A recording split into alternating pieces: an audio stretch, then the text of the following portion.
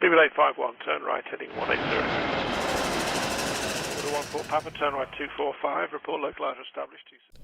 It has been quite the historic day for the transatlantic sector, with JetBlue launching their New York JFK service through to London Heathrow earlier. Operated by the brand new A321LR, the route launched has been a long time coming and has been documented since the very beginning here on the channel. The single-aisle aircraft gives customers another option when flying across the pond from the UK to the United States or back. There's always a lot of discussion around the success rates of carriers dipping into new markets. It's obviously a huge risk, and it's not a lie that the transatlantic sector is incredibly oversaturated, even with now the addition of JetBlue. And also the transatlantic sector has been the downfall for many European carriers that have decided to dip into the market, and that has been their undoing. However, I can't really see this happening with JetBlue. I personally see this route as a success for both UK travellers and also those in the United States, as it offers something different, and that is critical here. JetBlue are lucky that they were indeed able to secure a slot through to Heathrow after a lot of discussion surrounding whether they would be able to. Gatwick, Stansted and other London airports were also thrown up as options, but I think the airline always desired to head to Heathrow, of course being the main airport.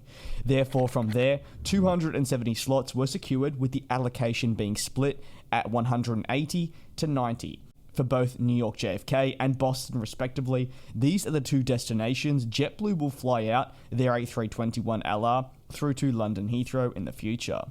The A321LR comes equipped with 24 of the new Mint suites, giving a new meaning to flying single aisle, and offering business travellers a hint of luxury, all on a smaller aircraft.